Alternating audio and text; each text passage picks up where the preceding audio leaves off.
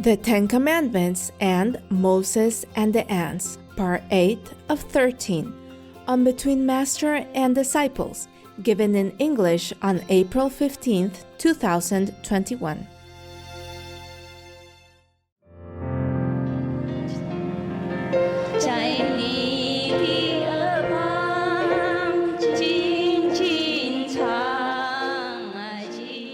Yeah, anymore? Cannot think of anything? Too busy listening? Huh? Yes, no, yes? Seems no more questions, Master. No more? You are sleeping, huh? Only me working, huh? Not fair.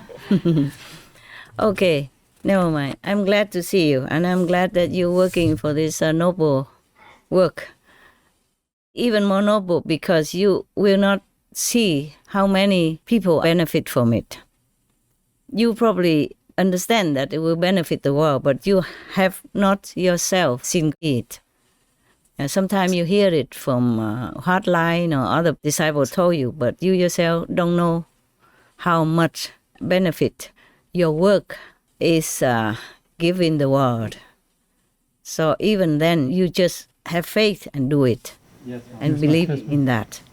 And this is very, very unconditional, very selfless. Because most people, when they do something, they want the satisfaction of knowing the result. You see what I'm saying? Yes. So they feel successful, feel happy. We don't even have this. We don't even have this luxury. But now and then we heard it from the hotline or from other disciples. Or at least you have faith. And that's very good of you. Okay? I want to thank you, all of you. And the people outside. Thank you, Master. Yes. Bravo. Thank you. Yes, I'm glad that your faith is so strong.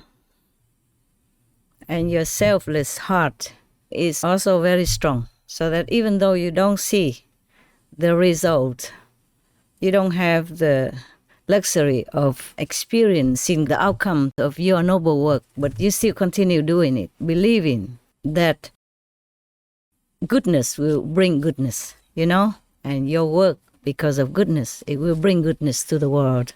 To be able to believe that, you must have a very good heart, a very noble intention inside you, even though you might be too humble to recognize that.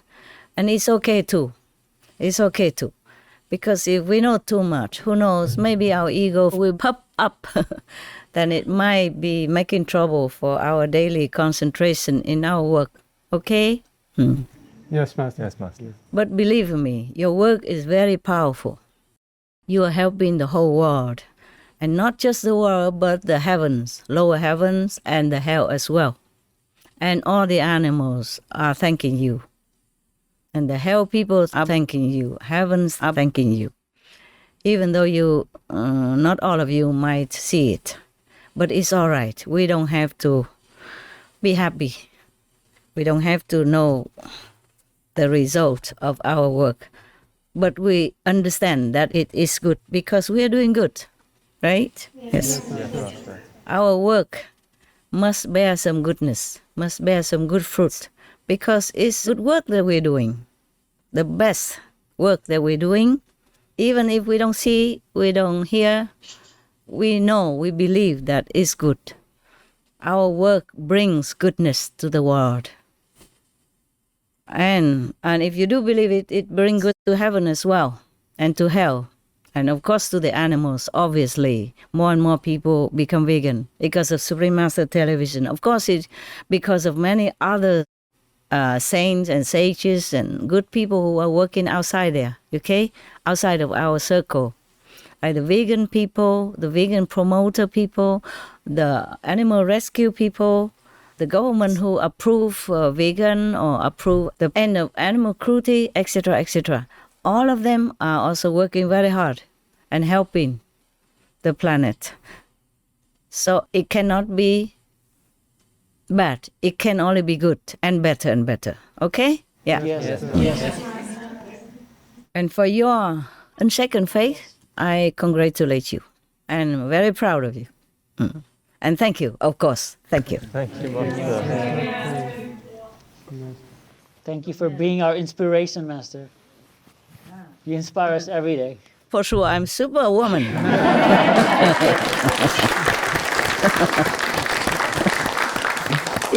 if you see my table, my desk, full of wires, all different colors, different kinds, then you know for sure I'm superwoman. Because I don't know if any ordinary woman can live, sleep, and meditate or function in this kind of environment. Except for you guys. You are, I say, machine geeks, yeah? Computer geeks. you love computer. You love anything machine. Yeah, I am a woman. I don't love it. I am a poet, actually, at heart. Yes, Master, you are. Yeah, I love to make songs. I love to write poetry. I love to take photographs of beautiful things. I'm softer than my man, and now I have to be tough. Do all these kind of things. To you, maybe it's nothing, but for me, it's really a big, big job to connect all these wires. It's a lot, Master. It's a lot. Even it's a lot for you? It's a lot for you, Master. It is for me. Too much. I confess, I'm not saying I'm that tough, that this is a piece of cake. No, it's not. I can't believe I did all this, connecting this and that and others together and making it function. Yeah, I could even talk to you. I wanted this long ago, yeah, but I thought it's not possible for a computer zero like me, yeah? Because although a superwoman like me, I don't know if tomorrow or next day we will have a chance to talk to each other. Okay, huh? Yes. Who knows? We take one day at a time. Whenever we can, we count it as a very, very miraculous blessing. Yeah? Okay? Yes. Yeah. All right. Okay. If you don't have any more questions, then I will tell you about another story. You want that? Thank you, Master.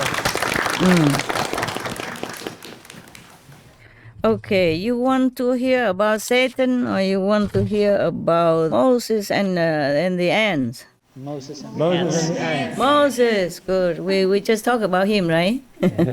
So we continue this way. Yes. This is the first book, and the stories in this book are simple and easy to listen to, easy to digest. So that's why I started with it. You know, in the second and third book, it'll be more sophisticated, deeper spiritually. Okay? Though I just remember vaguely like that. I can't remember all the stories in there. Okay, so now Moses and the ants. Originally, I didn't choose it. I didn't choose this one. I thought it's too short and it's not much. But by the way, I saw it today.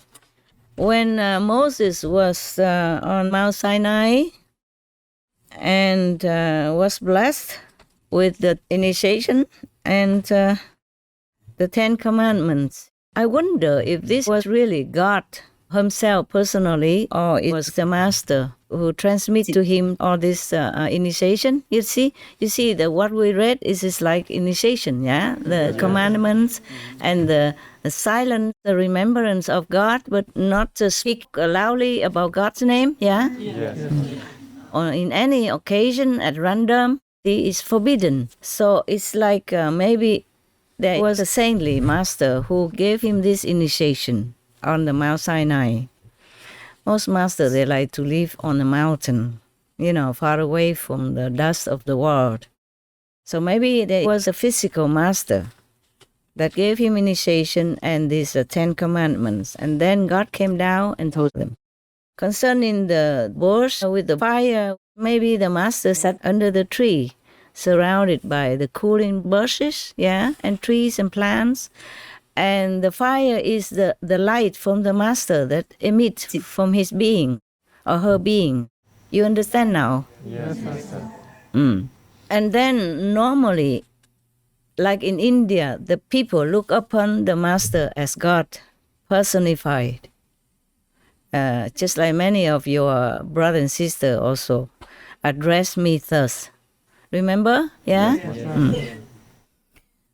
Because I think the master represents God, and sometimes they call him or her God-man, or God-woman, yes, or Holy Mother from God, something like that. So I guess that Moses was on the Mount Sinai having the master's initiation, yeah? And of course he could see God through the initiation, through the light and the sound of God, of the music and light of heavens. So now he was there on Mount Sinai, and then God gave him the 10 commandments.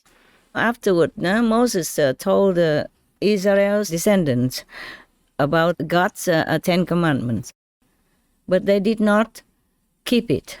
They did not believe Moses has seen God and the 10 commandments. And so they became idolatrous also, yes. They made not even just a statue of any past saint even, or any heaven or angels even. They made the statues of golden calf? Yes. Okay, yeah. And they worship that. Because one of Moses' brother or relatives, family member, told them that I have a golden calf. You should believe in it. It's easier. What for you believe Moses when he said about God you don't even see? I have the golden calf you can see. So you should worship the calf. So everybody listened to that person. Who was that? Was Moses' brother or cousin or I forgot. Anyway, you can see wherever there is a positive pole, there's a negative that spring up, yeah? Just like in Jesus' life or Buddha's life. There was Judas or there were other opposing him or the Buddha's cousin, yeah? Yes. Okay, now they even worshipped the golden calf instead of God. So God punished them with a big plague. And 30,000 people died from that pandemic. Oh, 30,000 is a lot for that time, yeah? Because there was only a small group of people who follow Moses out of Egypt. Remember? Yes. They were in Egypt and they were slaves working for the Pharaoh of Egypt at that time to build this and that and others, and they were treated like slaves. Yeah, they were even forbidden to openly worship God in their own religion. They went out of Egypt, and it's not like a big group. So 30,000 people died from the pandemic. That is a very big number for them. You understand? You can imagine, right? Okay. Yes. It's not just that they worshipped the golden calf. They also sinned against the 10 commandments. You see, because God said don't kill, don't steal and all that, but they probably did all that because they ate meat. And instead of eating the vegan diet that God has told Moses to do, that is sinning more together with the worshipping of the, the statue of the calf. That is the sinning, very, very sinful, the eating of the meat. That's why in the Bible it says meat for the belly and belly for the meat, and God shall destroy both meat and them. Just like one time they asked God to give them, they say, you gave our ancestor manna, cannot you give meat as well? So God rained down meat for them to eat, and God destroyed them all. You see that? Yes, Master. Yes, Master. So it's a precept, it's a commandment that they also sin against God's will, against God's rules. Not just the worshiping of the calf only, because they went the wrong way. They don't worship God, they don't keep God's commandments, they just worship the calf, and then they think the calf will help them, bless them, so they could do anything they wanted. And they sinned further down, eating meat and killing and all that. That's why God punished them by the plague, by the pandemic. 无上师是你应了觉，我们是。